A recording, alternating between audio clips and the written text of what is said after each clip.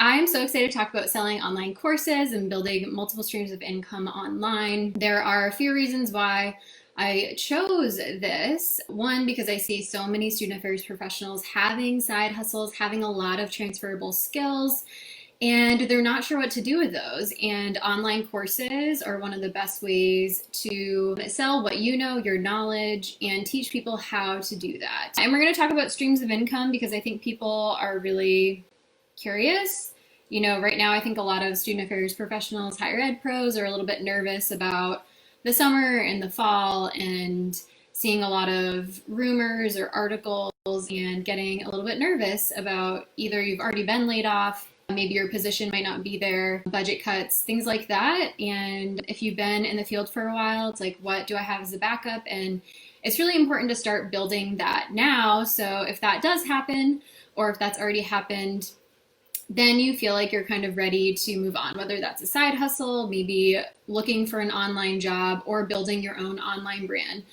And that's what we focus on a lot because we think so many people have their own resources to share and to help other small businesses thrive. And I do know there's a lot of social media managers in this group too, and a lot of SA pros. They manage social media on campuses, and that's such an easy way to help small businesses in your community thrive online. A lot of small businesses can't handle their social media by themselves. It's a job in itself, as you know, if you handle student activities, residence life. If you just manage a social media account, you know how much it can be. So I was perusing Pinterest, which if you go on Pinterest, like you can definitely go down a rabbit hole about just everything business related. And so I found a post on the 8 different income streams that you can have as an online business or a person with a 9-to-5 job. And I read through, as I was reading through them, I was like, wow, a lot of these don't apply to me or to really anyone that I know.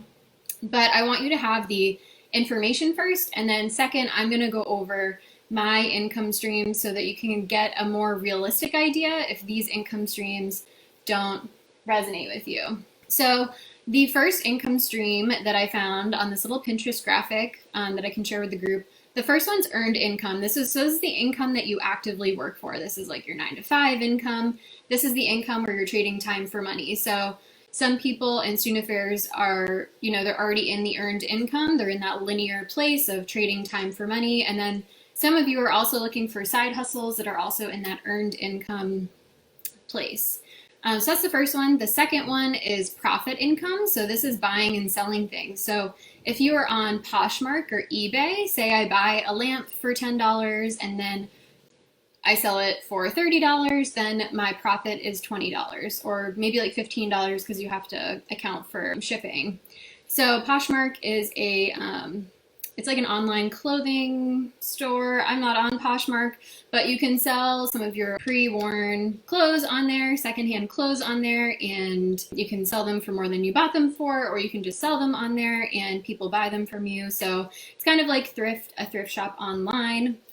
And then the third thing is interest income. So this is if you lend money out and you charge interest on it. So a lot of banks do this. I have never done this because I've really never lend money out, but some people choose to do that and they charge interest on it. Maybe you want to help a small business out or something like that. The fourth one is residual income. So you do something once and you get paid for it time and time again. So an example of this could be an online webinar. So if you do an online webinar in your zone of genius, say you put that up on your website, so people come into your website and they can buy it at any time. So that's residual income. Another example of residual income is network marketing companies. So if you're in Arbonne, doTERRA, which I just added to my business, any kind of like network marketing, Beachbody, if you're into that, those are residual income as well. Once you get to a certain point, you basically don't have to sell anymore in those businesses and you get a paycheck for like the rest of your life, depending on what business you're in. The fifth one is rental income. So if you buy property and you rent it out, eventually you pay down your mortgage on that house and you just have rental income. A lot of people do this with Airbnbs, or they have an in-law suite in the back of their house. or they just buy a house and they want to rent it out to have that stream of income over time. The sixth way that they gave an example was capital gains. So say you do buy a house and it increases in value over time. For example, you buy a house for $300,000 and in 5 months, this is just an example, it goes up to $500,000. So say you buy a house right now, the economy is pretty low, and then in 6 months, the economy goes back up and you make a capital gain on that house, on that asset that you own. The seventh is royalty income. So if you are a singer or a songwriter, or you sell your ideas to other people, for example, you're a singer-songwriter, you play your music on Spotify, and every time someone plays it, for however many they play it, you get a royalty on that music. You can also do this with podcasting. People call it monetizing your podcast, but sometimes people who monetize their podcast, they will get a certain amount of money for a certain amount of plays or listens on their podcast. So that's something to consider too. So when I was going through these streams of income, I'm not thinking about these consciously thinking about these every day. And I was really focused on what felt comfortable for me in my business to build my streams of income. So I wanted to go over what my streams of income are and kind of for what you want to consider in your business, right? Because some of these streams of income are kind of out of reach for me. I don't own my own house, not a singer-songwriter yet. Don't think I really want to pursue that. I'll leave that to the Backstreet Boys. And capital gains, I'm not going to have rental income. I'm never going to lend money out probably for a while and charge interest on it, right? Like some of these are kind of out of reach, at least for me. But earned income, profit income, residual income, some of these are actually pretty within reach for most of us.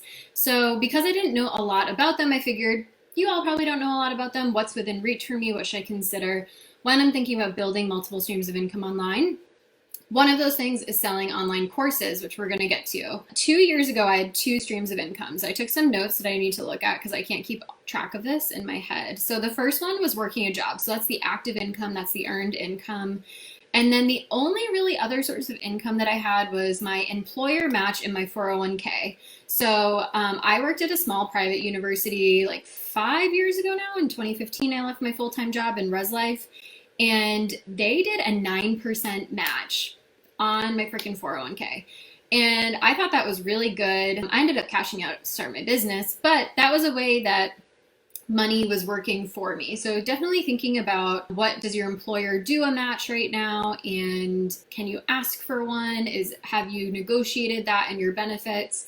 Kind of taking a look at that. So those are basically my 2 streams of income. I was also babysitting on the side, but I really just spent that on things that I needed. So it wasn't a huge stream of income for me. I got really into studying streams of income pretty much in college. I started my first blog, and when I was in college, maybe many like you, I was really scared of having debt in college, so I worked 3 to 4 jobs. Before I even got accepted into college, I worked in campus admissions. I basically went in and asked for a job because I knew that in order to support myself that I needed to get a non-campus job, and I wanted to be proactive. So I basically walked into campus admissions and I was like, hey, I want a job here. And they're like, have you even been accepted as a student? And I said no. And so they're like, okay, well, we'll look over your application and like come back when you're accepted. Anyways, I ended up getting that job, but I also babysat on Fridays and Saturdays. I was a bank teller. During the week, I was a resident assistant. And over the summer, I was an orientation leader. So I'm sure some of that resonates with you. So that's like 4 or 5 jobs right there just in college. And those were all active streams of income. So if I wasn't over the summer, I could be an orientation leader, also be a bank teller, also babysit a little bit, right? So I was able to graduate college with no debt, and that was amazing. But I also felt like I worked my ass off. So now I'm at a point where I don't really want to work so much and be in my zone of genius, so I can teach other people what I know about building streams of income. So this idea was from an early age, but the problem was, again, all of my streams were active income. What are your active streams of income and what are kind of your more passive? What are you just making money? Do you have dividends? Do you have investments? How are they working for you? So basically, I'm here to share how I got out of the trading time for money equation in my job. So I had posted some of my streams of income, and I'm going to go through them and then give you some ideas as to how to boost your streams of income. So basically within 2 years, I was able to triple my streams of income, and both online and in person. So 6 months before I left my higher ed job in marketing, I decided that I was going to build my coaching business. And my first ideal client was women with anxiety and depression, basically in student affairs. So I coached them for 6 months. And then I realized I had all of this marketing information from building a startup company in higher ed. And I was asking myself, like, why am I not using this to teach other people how to build their business? And I started doing private coaching and business consulting.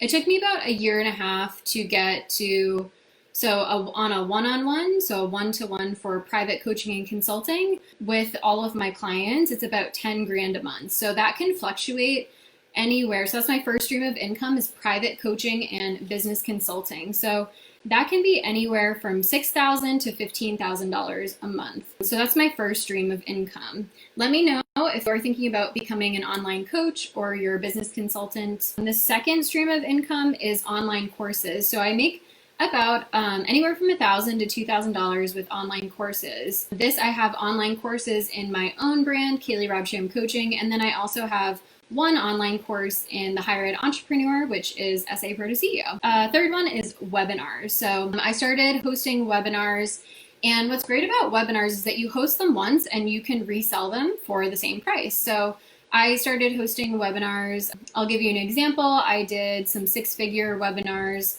and I did it live for $197, and as many people could join, up to 100. I think I had 10 people join. So instead of having a one-to-one meeting and charging $197, I was able to meet with up to 10 people and, almost 10 times my income in 1 hour. So what's happening is that I'm starting to get out of that trading time for money equation, and I'm also increasing my hourly rate. So if I were to meet with someone for about an hour, it can go from anywhere from $500 to $1,000 because of my experience. So I want to make sure that I'm pricing everything that makes sense on my value ladder in my business in terms of streams of income.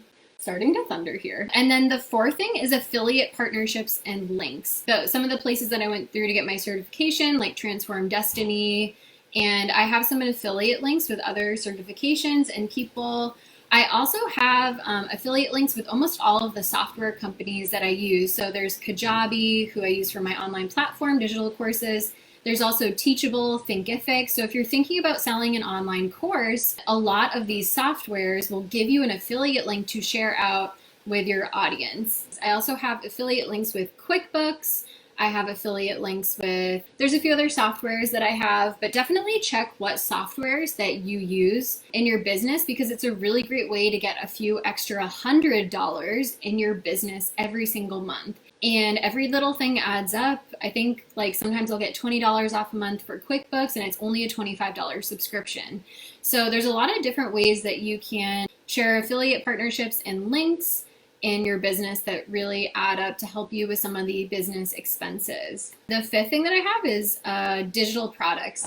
So digital products I actually had more in the beginning of my business, and I'm starting to redo them. So I used to have a Leaving Your Student Affairs Job workbook. I sold that. The first time I sold that was $11. I sold like $200 to $300 a month worth of those workbooks for a few months. So workbooks, or tiny offers, what I like to call them, digital products that people can just buy on your website without you physically having to be there, are really helpful to build your streams of income over time. And the last thing, number 6, is I actually have an in-person component to my business. So I'm a clinical hypnotherapist, and I do sound healing, and I'm a master Reiki practitioner. So I generally rent out a space in person, or I have people at my house if they're not allergic to cats. And wow, can you all hear that thunder? And this is anywhere from $700 to $1,000 a month. So basically, if you haven't, some people are like yoga instructors and practitioners here. It depends. The amount that you receive for the amount that you work depends on what studio you rent and how much you charge for that class. So I'm going to give you an example of one of my classes. So for sound healing, I charge $33 for about an hour and 15 minutes. 19 people came to the class, and I don't know that math off the top of my head, but ended up getting paid about $400 for 1 hour of sound healing because it's a very specialized thing that I do, and it's a workshop, so I can offer that about 1 or 2 times a month in person. So those are my 6 streams of income, and that helps me keep my revenue in my business anywhere from $10,000 to $15,000 a month is the most that I've seen, and you can build those up over time, right? So the first thing that I started out in my business was the one-to-one private coaching and consulting. And I started that in November of 2017. I think I charged like $50 an hour because I had no idea what I was doing. I didn't really know any other higher ed entrepreneurs, and I just needed the practice. And then I quickly realized like how good I was at it, and I saw all of my clients' transformations. And then I was able to increase my prices because I had more confidence and I knew what I was doing. I was already an expert in marketing. But some people get really stuck on what is that first step? What is that first step that I need to take in my coaching or my consulting or my service provider business? And so what helped me was, where could I help and serve the most first, and what brought me the most joy? So for me, that was one-on-one coaching and consulting. For me, it happens to be the most profitable. It's the highest investment you can make with me in my business. And then it kind of trickles down from there of group coaching. So it's kind of like a waterfall of offers that I have in my business. Wow, I'm giving so much value away right now. And with that being said, we're going to transition to online courses, because online courses can be kind of that medium offer that can bring in money on the side. So if you're in a 9-to-5 and you're looking to develop an online course, student affairs professionals are so good at developing presentations, online courses, and really helpful information for students. So building out an online course, in my opinion, has been easier for SA pros because you're used to building out curriculums, resumes, like so many things that you are used to just building out and kind of plugging in, and you have so much knowledge and information. So I was looking at the post of what you can teach, and some of you are moms who want to be coaches, some of you are photographers, social justice consultants, someone wants to teach improv comedy basics. So there are so many different courses that exist. I've even seen dog walking courses, people who work for Rover. They are really into animals, animal communication courses, Reiki courses. So it's so important that we look at what you have that you want to build into an online course, right? Not everything that you have that you're knowledge about, you're going to want to build into a course. It has to feel good for you. But it is important to know that the e-learning industry is going to be $325 billion by 2025. So everything online that is going on, people are building their online brand now because they know how big the Internet of Things is building to be in the next few years. And that also goes for, our college students too, right? They are more into online courses and doing things outside of the classroom that they want to build. The great thing about online courses is that, one, when you first start out, there's a lot of low overhead, so your profit margin is going to be pretty big. For the most part, online courses, digital products, and coaching, they all have low overhead. So that's 3 streams of income that you can start working on today, within the next week, whatever you want to do. If you're like, you just need to pick one thing and start going for it and practicing. And all you need is, like, I'm not using a microphone right now. I'm using my computer's microphone. I do have a microphone, but I don't even really like to use it. You could buy a webcam if you want, but I find that my iPhone 11 and my computer does just fine for video. It's really about the content, and I want to make sure that my clients are getting the best content available.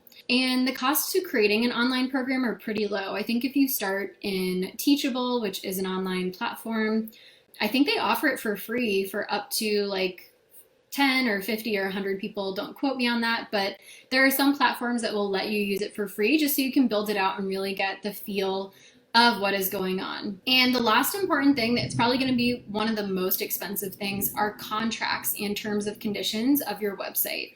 Terms of conditions, disclaimers, and privacy policies on websites, in my opinion, are one of the most expensive things that I've found to date. And those can be found on a few different websites. I can list them below. But you're going to want those so that when people go to purchase your program, you want to make sure you have things saying like, this isn't refundable due to the nature of coaching, or this is refundable maybe within the first 2 weeks, however you want to phrase that for your ideal clients. But definitely want those things so that you have just some language on your website. If you want to create sales pages and you don't have a website, you can look at lead pages. You do have to pay for that. And I also know MailChimp has sales pages for free, and you can use their email marketing. But Kajabi does have email marketing. So basically, Kajabi is an all-in-one platform, meaning that it has all of the funnels that you can create. So if someone comes in, signs up for a form, you can email them. You can also create email sequences. If you have more questions about Kajabi, I have a 28-day free trial link so you can test it out and just kind of look around and see if you're going to like it. It is more of an investment than Teachable, because Teachable is only the online course. Kajabi is all of it, right? It's the forms, it's the email marketing. You can host webinars. You can do it all on Kajabi, and that's why it's more of an investment. The other thing that I do in my own personal business is that I offer sliding scale rates. And to be honest, a lot of people, they feel almost like guilty for signing up for a sliding scale. So we can do another live training on sliding scale, because it's just a whole nother rabbit hole to go down. Okay, so here are the things that I really believe make an online course successful. So we've talked about some of these things in our group before, but being clear who exactly your course is for. So who is your ideal client, and getting really clear on their traits and characteristics. So if you are a coach for people who walk their dogs, like who is it that is walking their dog, right? Or if you are a coach for moms, what kind of mom? Is it a high achieving mom, or is it a stay-at-home? Is she a stay-at-home mom? So I want you to be really super specific of who your ideal client is. So for example, in our program, SA Pro to CEO, we are looking at SA Pros primarily. They could share these characteristics. They're living paycheck to paycheck. They want to build their online brand and business, and they are getting ready to leave their 9-to-5 job, or they want to scale their side hustle, right? So this is a lot of our stories, the people who run the program. So I left my 9-to-5 job, Joanne left her 9-to-5 job, and Jane's getting ready to leave her 9-to-5 job. And we want to inspire and educate people to let them know that there are so many different ways that you can support yourself financially to make that leap. So not everyone who goes through the program actually leaves their 9-to-5, but we want them to, the transformation of our program is that they're going to feel so much more supported building their online brand business and building their bank account over time, because they have so many more ideas than if they were to go through our program previously. But if our course was for everyone, right? Our SA Pro to CEO course is not for everyone, and I'd be casting too wide of a net and nobody would sign up. So if I'm a coach for all moms, right? Not all moms are going to resonate with joining a course for all moms, because not all moms are the same. And of course, this is just an example, and I wouldn't be talking to that one person. But if I'm talking just to high achieving stay-at-home moms who want to build their online business, I am talking to a specific person, and my net is being cast more narrow, but it's much more deeper, right? So I have a better chance of people signing up for my program, my online course. So it's important to focus on that. The next thing is traffic and visibility. So you can sell courses with a really small audience and be successful. This is why I was selling SA Pro to CEO just on my personal Instagram page with under 1,000 people when I first started out, and I was able to have a 3 to 5K launch because I was talking to a specific person and it was a small audience at the time. So it was really easy for me to warm them up, and it was easy for me to sell to them because I was able to have conversations with them. We have a lot of things in common. So making sure that you are selling an online course in your zone of genius and you know how to market that and what social media platforms your ideal client hangs out on. And the last thing is visibility, which we're going to go over in our SA Pro to CEO program. But when people are marketing and they're showing up on Facebook or Instagram stories, they're like, oh, I posted, 1 or 2 times. I posted in this group and I'm so annoyed. no one signed up for my program. And I hear this time and time again. And I get it. You're frustrated because you posted like 3 times in 3 different places and nobody signed up for your freebie, nobody signed up for your live video, whatever that is. But listen, people are busy. People need to know, one, you need to let them know that you're showing up. You need to advertise your free thing a lot, all the time, consistently, especially if you're using free things, right? So Facebook Live is free. I have to continually remind people that I'm going live on Facebook and I'm giving them away free value, right? They don't want to miss that. But I have to tell them between 8 and 32 times so that they remember it and they see that picture in their subconscious brain. So a little bit is marketing psychology, and people are like, people need to see it between 8 and 32 times. Wow, that is so much. That's so much work. But here's the thing, when you're doing something you absolutely love, when you're selling that online course that you absolutely love, posting it between 8 and 32 times, and I would say I post it anywhere from 15 to 30 times to have a successful launch and successful selling, people notice and people aren't annoyed. So you have to really look at your limiting beliefs around showing up, being online, and making your program visible and doing it in a way that's really authentic to who you are, right? So I am so in love with my program that I could talk about it almost all day, every day. And Jane and Joanne know this. They might get annoyed by it sometimes, but I'm so passionate about what I do because I know that it gets people a transformation, or I'm educating people on things that they didn't know how to do before. So I use all organic marketing, meaning that I don't use any paid ads, because I am willing to show up, 15 to 30 times to talk about a program that I'm in love with. So visibility is so key. When you show up and you become more visible, people start looking to you for questions that they have because they know, like, and trust you. So I know there's a lot of you in this group who you run your own online brand and business, and you know that when you show up with that quality energy, you feel aligned, you feel really good, that you're probably going to draw more people in than if you show up every day and you're kind of like, I kind of like my product, maybe I'm like 75% in. Be 100% in. Know that you are selling something that is a gift, is going to teach people and really help people and serve them. So yeah, I could talk about visibility all day. That's where I see the most fear with entrepreneurs. And it takes practice, right? When I first started this group, there was only like 10 or 15 people 2 years ago.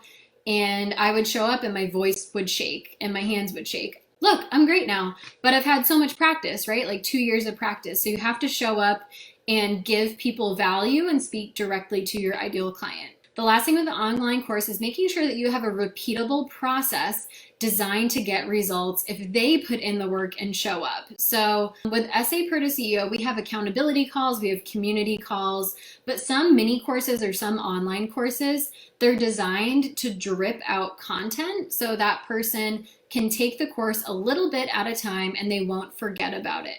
So there's different ways to set up your online course so that the student can be successful, but at the same time, people also have to show up for the work, and sometimes the pricing will reflect the investment of how they're going to show up for you in your online course. The other thing I suggest with an online course is the first time that I showed up for SA Pro to CEO, it was a 3-week online course.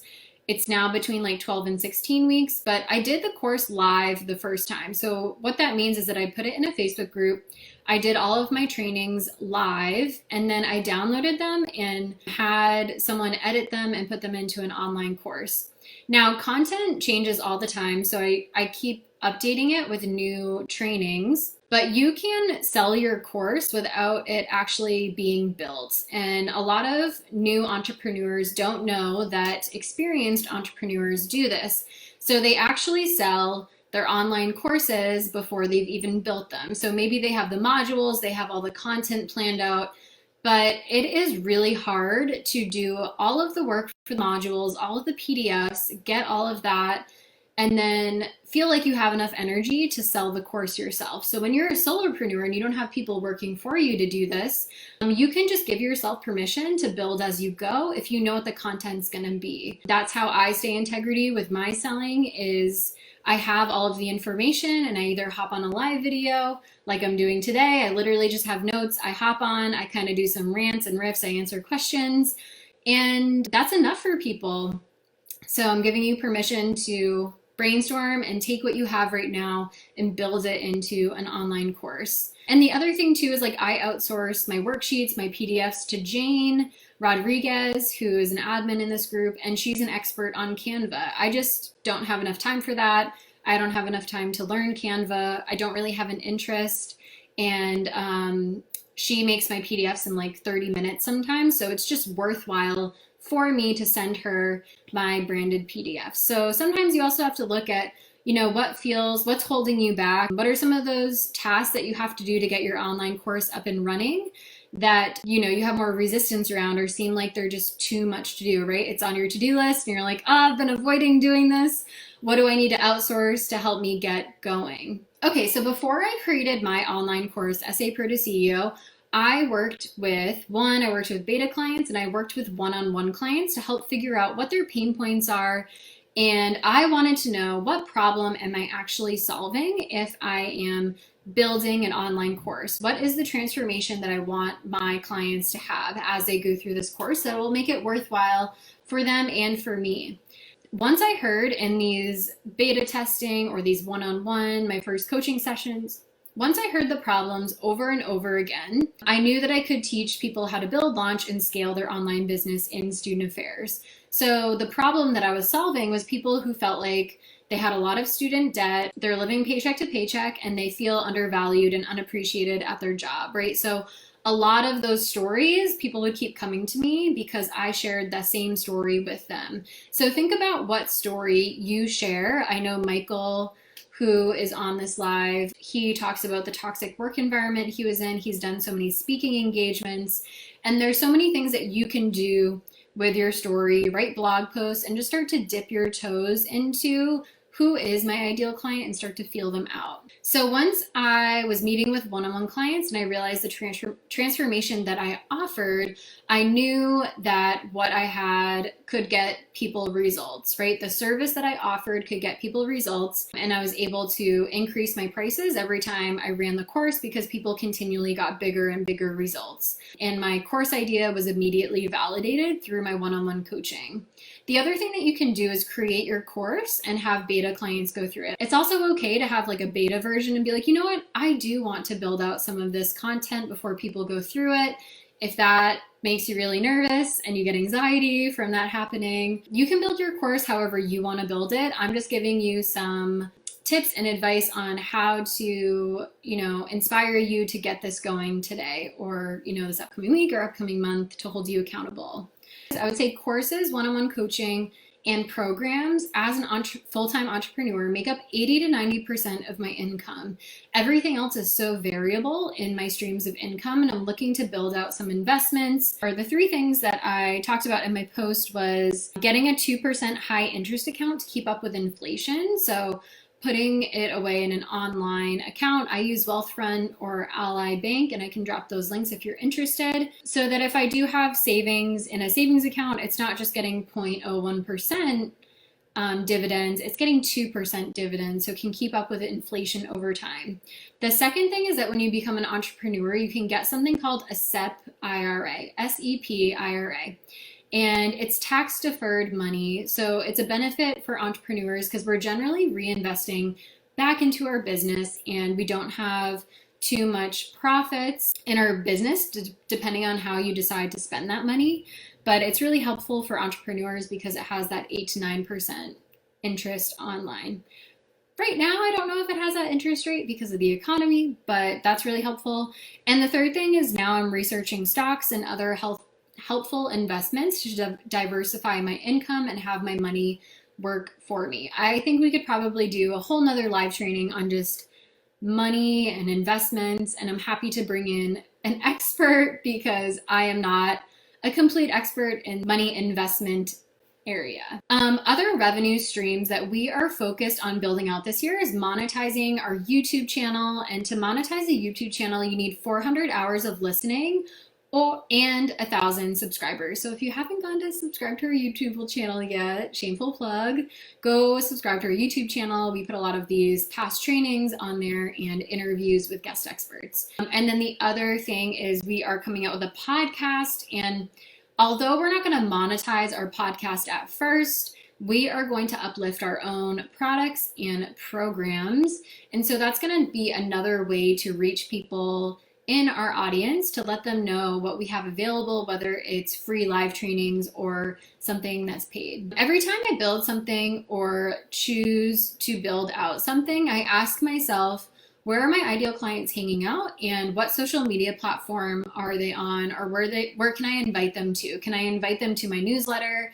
Can I invite them to my Facebook group? Can I invite them to follow me on Instagram? I only show up in a few places that are meant for my ideal clients, where I've built those relationships with them so that I'm not burnt out or exhausted as an entrepreneur. I also decide to outsource some of my social media tasks and outsource things that I don't have enough time for. But when I was first starting out my business, I did everything, and I worked a good amount, I would say a good amount of hours, but I also knew what to focus on first. And I had to decide on what I was going to move forward with, because I just didn't have enough hours in a day. Especially when I was working at my 9-to-5 job, I only worked about 3 hours a week building my business as a side hustle. So that's only 3 hours a week I was working, and I was able to get my side hustle up and running as an online brand. So I really had to pick and choose what was the most important thing for my ideal client to hear that week. Okay, I think we got through most of the notes. Let me know if you found this informative, and what helped you, what inspired you. And I hope you learned at least one thing that was new from this live training. I love taking time out of my day, out of my weekend, to build relationships with all of you. And I hope you learned at least one new income stream. If you do have an income stream idea, I would love to hear it in the comments, and I'm happy to give you feedback on where you should go next. There's so many different ways, even outside of the streams of income that I mentioned today, but I think in terms of looking at your own identities and your own stories and being a student affairs professional, that a lot of these probably apply to you, and it doesn't take that much time to get them up and running if you ask for help. So I appreciate you, and I hope I will see you at our next live training. Feel free to drop any questions or comments that you have here, and yeah, stay safe, everyone.